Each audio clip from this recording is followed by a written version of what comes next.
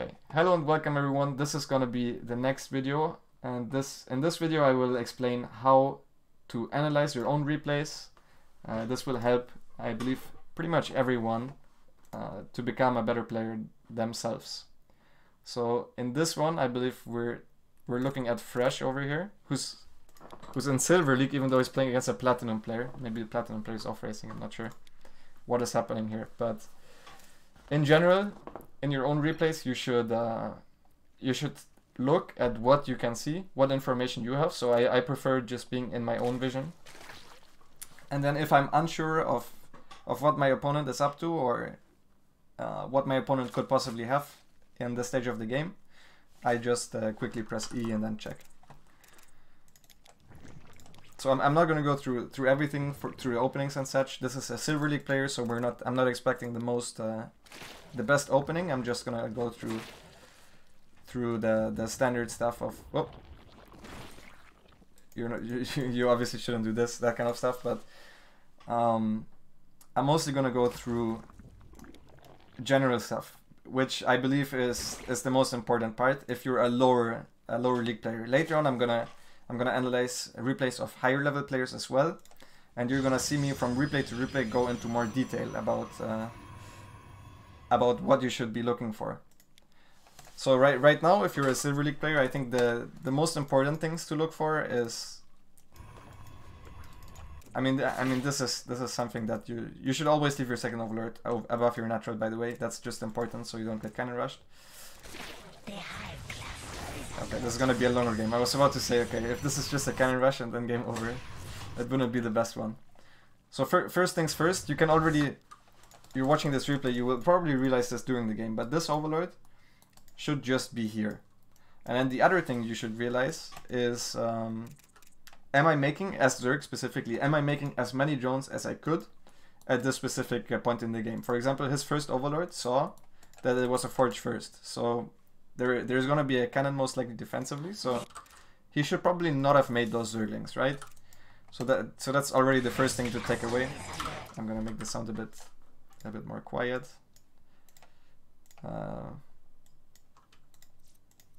Here, Kerrigan is too loud for me. I'm sorry. Here we go. So as Zerg, always in the early phases of the game, you should try to look for, are you making as many drones as you can in the point of the game, and then are you hitting your injects? Are you not floating larva? Are you not getting supply blocked? Which we can see right now. He is doing roaches in order to break the cannons, which is fine. There's obviously more refined answers to cannon rushes. You can also probably block this cannon rush if you see it going up. So one of the improvements that you could take away from this specifically is to obviously leave your overlord above the base. But then the next thing happened, that is one thing that a lot of lower league players also do wrong, is that they leave Zerglings in range or semi in range of stuff that can attack, and then they will lose them without watching. So let's go into the vision of Fresh real quick. He will put back the links, and he will leave them here. And you can see, because there is a building that is being attacked, even though the links are not under attack, the links will try to attack the cannon. So we're in his vision right now, and he keeps pulling back the links, and now he's not watching them anymore. So they're attacking. So instead, just put the links a bit further back, because those would be helpful. Right now, those just attack the shield. This is also very common in, let's say you're leaving scouting Zerglings at the other side of the map. Just leave them a bit further back, and that's good. But right now, like if I was the Silver League player, I would note down, I would get out my notepad and I would note down a couple of things. So for example, supply blocks, right? There were supply blocks. Then the other thing, like, you should mostly look at the mechanical side of the game, because as long as you're not getting supply blocked, you're spending your money and you're making a lot of drones, you should be good as Zerg to just get promoted. A bunch, actually. I'm still in his vision, I think. So yeah. So he's supply blocked again. So for example, right now I would say the highest priority on the list of things to practice would just be supply blocks. So how would I do that in an actual game? I would just actively try to think about how many overlords I have and constantly look at the top right. You will do this, and eventually it will become a rhythm thing. So for every wave you produce on one hatchery, you're going to make an extra overlord if you make roaches on one base. Or if you have multiple larvae and a bigger economy, you're going to make more overlords, that kind of stuff. So we're mostly looking at the mechanics here. Obviously, he should be making more drones right here, and he doesn't really have too much knowledge about what his opponent is doing. There is no real reason to have a lair. In general, this is this right here in this game is one of the most common mistakes of lower league players. Also, is that he doesn't make enough drones. I'm not sure if he means to be all-inning right now because he thinks he's behind. That could be. I'm not in his head, but there are cannons. There are defensive structures. In general, one of the most common mistakes on lower levels is that you don't make enough drones. So that's the second thing I would note down. I think it's a lot easier to go from over-droning, like if you're dying to all-ins because you're over-droning, to making a couple less drones and adjusting than not making enough drones, like we can see here. Also, usually if you just make more drones, they pay off, so very often it's even easier to hold some all-ins if you're making additional workers. Really, the higher you get, the more refined you need to be with when you make drones and when you make units. That's the beauty of Zerg. The better you get at that, the better you will be at the game. But right now, he should not be thinking about anything else besides making drones. Spore crawlers are fine. He saw that there's a Phoenix on the way, so that is the response to that. But that is the third thing that I was talking about earlier. Floating larva is also very bad. So the things you need to look out for as a beginner is not to float larva, make a lot of drones, trying to hit your injects and not get supply blocked. But try to work on those one thing at a time. No one becomes a perfect player in StarCraft right away just because of knowing what they're supposed to do. No, you need to actually get better at it one step at a time. And then you can set priorities on what you think costs you the game the most. So in this case, I would say not making enough drones. Also over making spore crawlers very heavily. And then there's another thing that also I see a lot of lower league players do is they take their gases a bit too early. You really want to, as Zerg, saturate your mineral lines early on because queens are very good defensively, and you can kind of snowball your economy if you stay mineral heavy. Like all you really need to defend most of the attacks are Zerglings, and then a bit later on roaches, which both of them are not gas heavy, and it's a lot better to secure more bases and just make more drones, take your gases a bit later. And I'm just gonna go very quickly through the replay here. We already pretty much analyzed most of the mistakes. Eventually it will become very important to know which kind of army to produce. We see Fresh here is making Corruptor Roach, which isn't exactly good against most Protoss armies. So for example, I would suggest like Roach Hydra is a very easy composition low level, where you can mostly focus on your macro and then you can just aim with the army. Hydra Baneling is a better composition. Not very complex, but it deals with most armies. So I would try to figure out one army composition that you can play against no matter what's going on.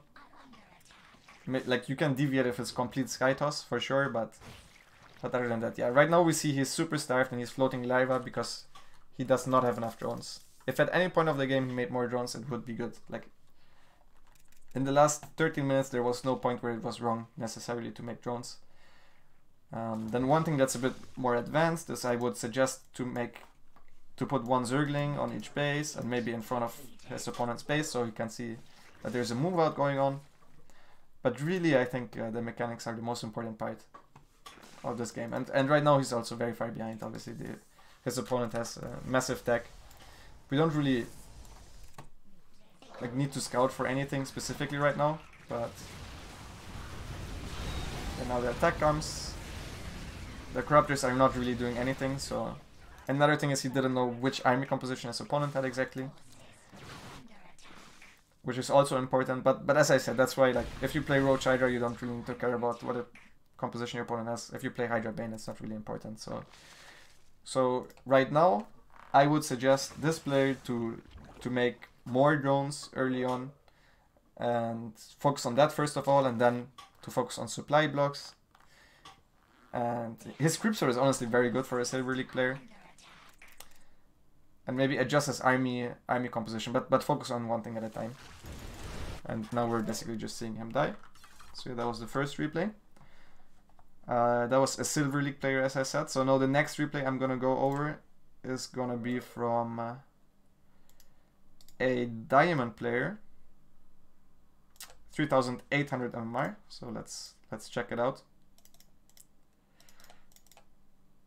So this is already, you know, we jumped over a couple of leagues, but pretty much, I think if you're from Bronze to Gold League, you should look mostly at the mechanics, and you can go for very, very easy types of unit compositions. And now the higher you get, the more you need to also know what your opponent is up to. You need to adjust a bit more about your opponent's build order, so scouting gets a lot more important, and a bunch of the more refined mechanics of the game, like creep spread, overlord spread, can be very important because people start dropping more, people start sending liberators. So seeing those coming will enable you to pretty much just react more easily. So in this game, our Zerg player Minto right here is going for a pool hatch opening. So maybe a Cats fan. As I said, right now I'm not looking too much at the opening still, even though this is already Diamond League. So he's going for 6 links right now, and he's just staying gasless. So in ZVT in general, you don't really want to stay gasless because Terran can drop Hellions, and against Hellions, especially if they are inside your mineral line, you're gonna have trouble defending them. I'm gonna put this down even a bit more.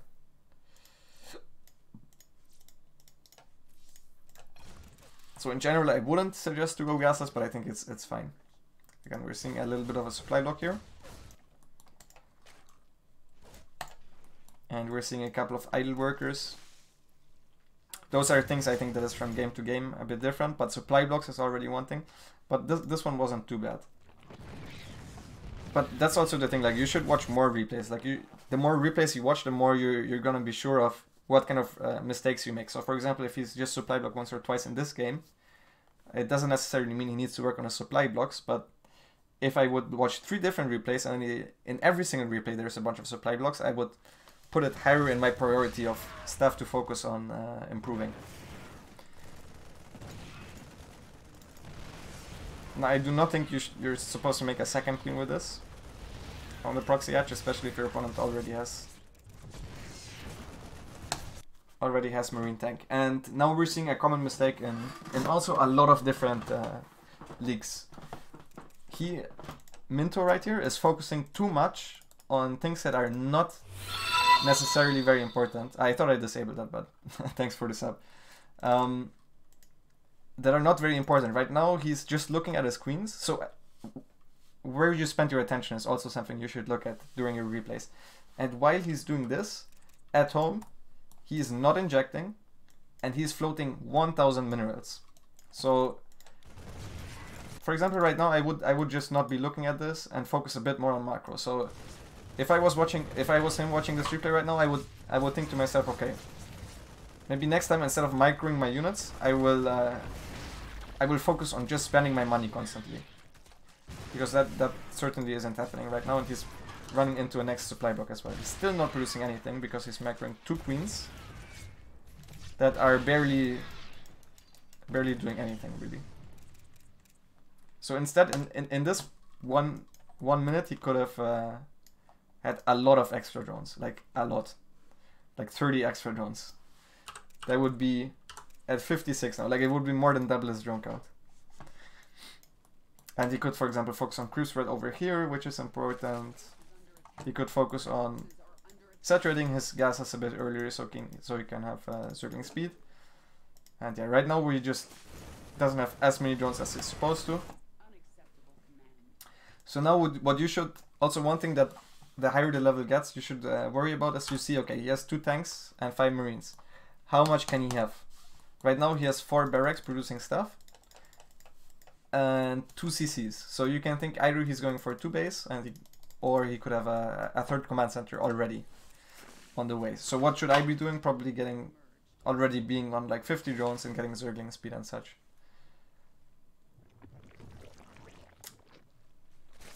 And yeah, I think this is a classic case of not making enough drones early on. As we also saw in the replay before, it doesn't just like this is a very common mistake from Zerg players in general and like up to high masters. If you're afraid of something, like very often as Zerg, if you just have vision outside of your opponent's base and vision in front of your base, you will feel a lot more secure. And that will allow you to reactively make units once you see your opponent push out, rather than blindly making units because you're afraid there might be an attack coming that isn't really approaching. So for example, if he made drones the last 2 minutes, he will already have this amount of units out with good injects in like half a minute from now or 1 minute. So again, right here I would be focusing on making more drones, trying to get a bit more map control at this point as well, and just a bit better of attention spending, I'm just gonna call it for now. So we can see he has his army split in a line because he's not sure where his opponents are coming from. You can fix that with just spreading out your overlords or spreading out single Zerglings. I think that's something you can look for doing once you have downtime, right? There should never be downtime in as any race, really. There's always stuff to do, or at least as Zerg, because there's creep. You need to spread your Zerglings, you can spread your overlords, you can poke at the front. He can actually still see his opponent's army because his opponent didn't deny the creep yet, so he shouldn't really be like right now he sees his opponent move out, so now he could make units.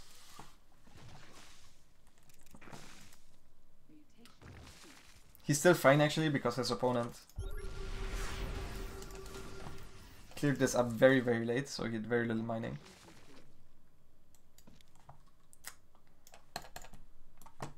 And yeah, now there's another thing, which is mineral to gas balance as Zerg, which is very important. I think almost always it's better to saturate your mineral lines first, which he did, and then go into taking all the geysers. So even if you're playing Mutas like he is right now, I think saturating the mineral line certainly very good. I'm not sure what he's doing right here. Okay, maybe now he's building Zerglings. I mean, it's easier for yourself, obviously, to analyze the replays than for me, because you know what's going on in your head, so you can know when your thought process went wrong. But so right now, he's watching these Zerglings also a bit too much. Like, during all of this time, like let's look what exactly he did in the last minute. This is just learning on where to spend your attention. So he's starting his upgrades, that's good. Also, he's clicking on the minimap somewhere, I think. So like right now he's going into a position, I guess, to set up a counterattack or something, but he's leaving himself open to a drop here, an attack here, because he doesn't have map vision, right? So he's open to attacks pretty much everywhere with this move out. So maybe I would suggest to at least always try to leave something at home, unless you're trying to do an all-in, which he clearly isn't since he's stacking up right now. There is no real reason to move out with everything. And yeah, during all of this time, he didn't spend his larva, as we can see.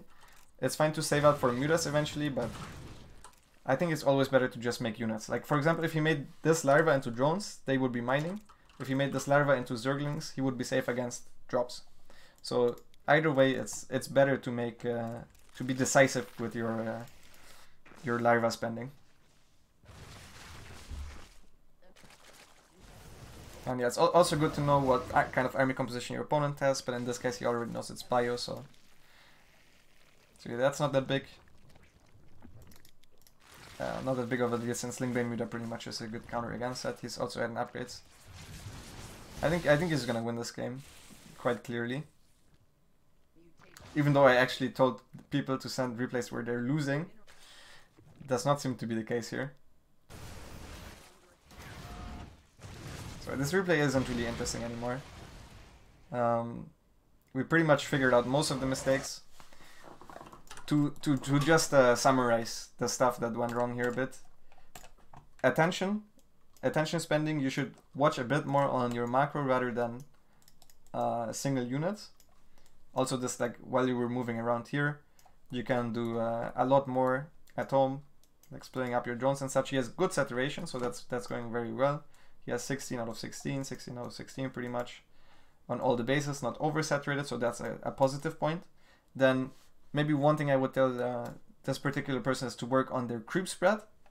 So I would work on my creep spread, just focus on it for like 3 days straight in every single game. Even though you might lose some games, eventually it will become like it's a rhythm type thing where you can go like inject every time, and then right after that you creep, and then you can get used to that, and eventually it won't really cost you that much time anymore. You will also get quicker at it. And then another thing is overlord spread, which would be really helpful. We don't really need to take like also usually I would try to set up counterattacks, but you don't really need to learn that until very, very late. So creep spread right now in the early game, more drones and more decisiveness with the larvas are the things that I would work on right now after I watch this replay.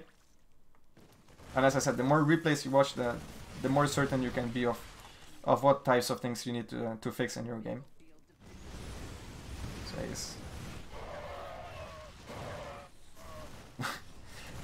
So right now he just has his army is like way better than the Terrans. So he got ahead with his strategy, which is a good thing. So he doesn't need to fix his strategy for now. And now he's just A-moving, which is fine. Absolutely fine. So yeah, that's the replay. I'm gonna do one more. And this time we're gonna take a look at a Masters League replay.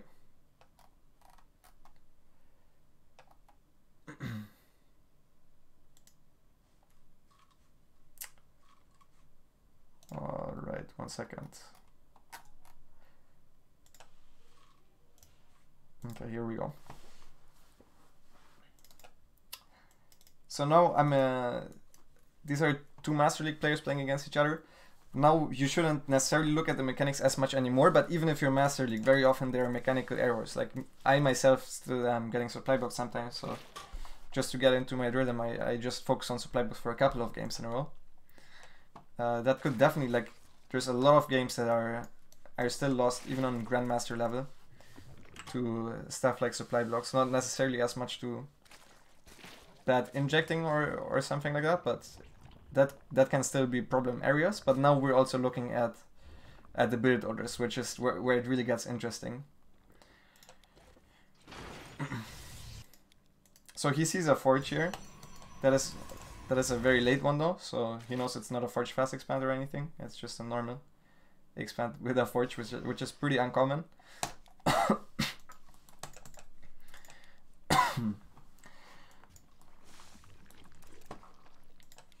And he's just doing a very standard opening. So it's a nice opening. He goes into the main base. Also very good. He sees there is no unit in production, so there can't be any anti-air. He knows where the two pylons are. Right now, so one thing you could see right now, like he's searching for something that doesn't exist, because one thing that you could, for example, take away, you can look a lot more at what the other races are doing the higher the level you are. So right now I would know the Nexus is done. There's only 2 pylons right now. You can see it's 30 out of 46 supply. There's no Protoss that is going to have a 3rd pylon here, making a Stargate. So my Overlord right now would go back here to check for what the tech is, like what kind of tech he's going for. And it looks like he's searching for a pylon, or he's trying to save his Overlord. Now he's going back into Scout, which is good. Now he sees a sentry. So what does the sentry mean? This already tells us pretty much that there is no Stargate opening, because we can go back to seeing when he starts producing the sentry. We also saw that. So right now, if you start Warp Gate and a sentry right away, which is already later than normal Warp Gate research, you would already want to have a Stargate started at this point in time, which he didn't have the gas to. He would have the gas to make a Stargate by 3 minutes and 10 seconds, which is very, very late for a Stargate. Usually Protoss players start their Stargate around 2:30 latest if they do a normal gateway fast expand. So these kind of timings, these types of timings you can see by just pausing the game and checking how much gas did your opponent mine, what can he possibly have. It's going for proxies or probes, which is okay. And now, so for one thing that he's doing also well right now is that he's not making any spore crawlers, because as I said, there can't possibly be a Stargate right now, or it would be very unlikely. Now he's got 3 sentries. He's already on 52 drones, which is good.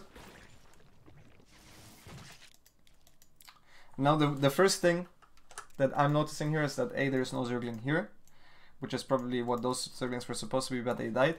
And then the other thing is he's droning up over 53, even though he didn't confirm the third nexus yet.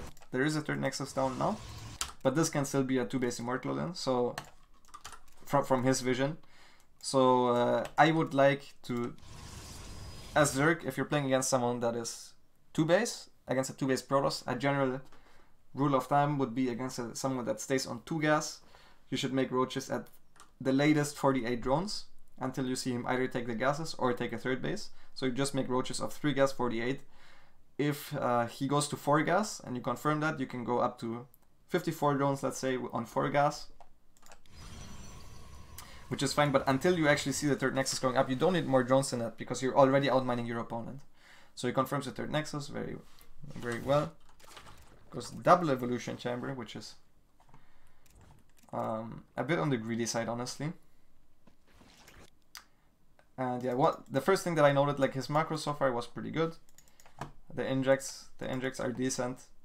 One thing right now that still bothers me is that there's no Zergling here to confirm anything, and also he's uncertain of the tech. This could be Colossus. This could be, like, some people are crazy.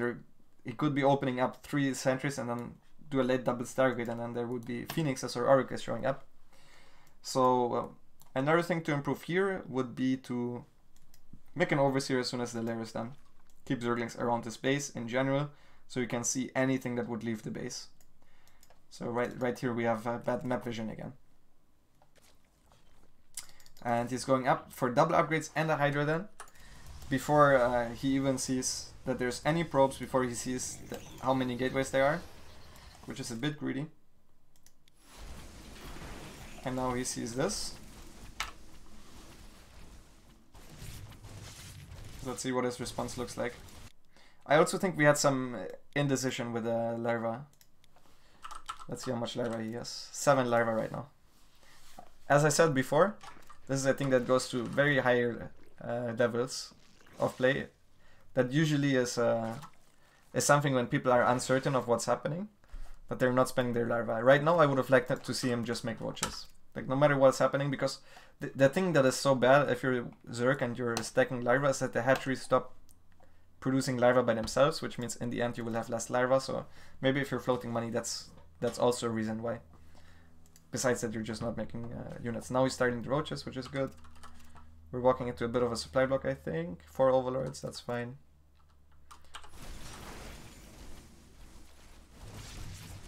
And yeah, now probably the panic starts. Oh.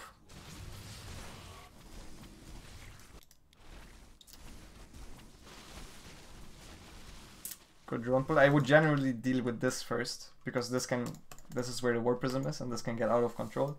There's sentries here, so he's not really going to engage too much into this. So if you're low on units, one general trick that you should go after is that you should use all your forces to clean up one side first instead of splitting. And especially against chargeouts, you can use things like, if he was to attack here, you use hold position on your drones around your queens or something like that to buy time. But you will trade way better if you just deal with this stuff first, especially because this is also inside his production and killing units rather than this. But in this case he cleared up this without losing too much. Now I don't know why those drones are running up here.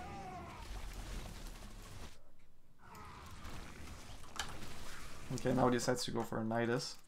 because he probably thinks his opponent did too much damage. Which...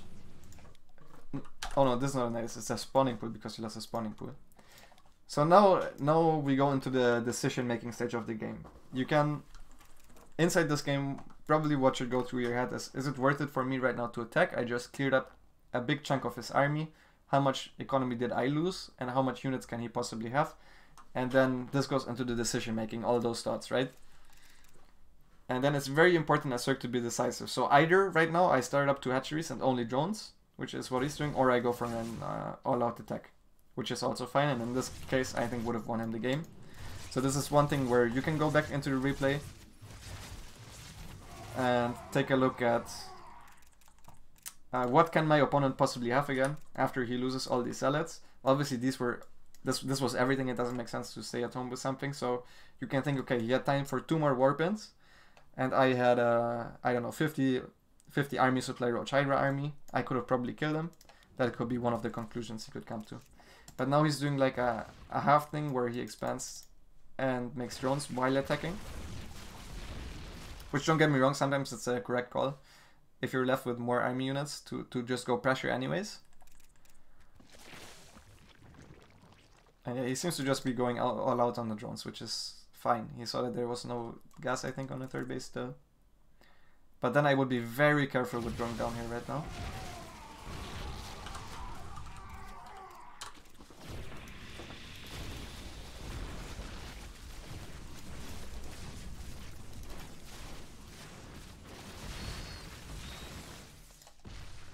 These hydras do have speed, so yeah, you can kite against pretty much all of the stuff he has right now. And then this is happening again. So one thing that besides him dying right now, one thing that I would have tried to fix is maybe put an overlord here next time, or have Zerglings here. In general, it's map vision again, right? This is the vision of him. If you see pro gamers, probably they will have vision around this type of area. And he sees the war present right now. I think now he just doesn't have enough army anymore.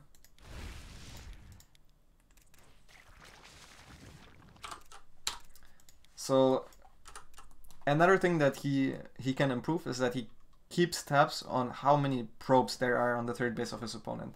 That's something that's also pretty important, so you know how to react. In general, scouting as Zerg is very important. So in this game, the things that went wrong are A, scouting, because he didn't know the follow-up, B, map vision, and then C is being indecisive with what you're doing. So again, like one thing that I could take away from this game is every single game from now on, once my lair finishes, I will make an overseer.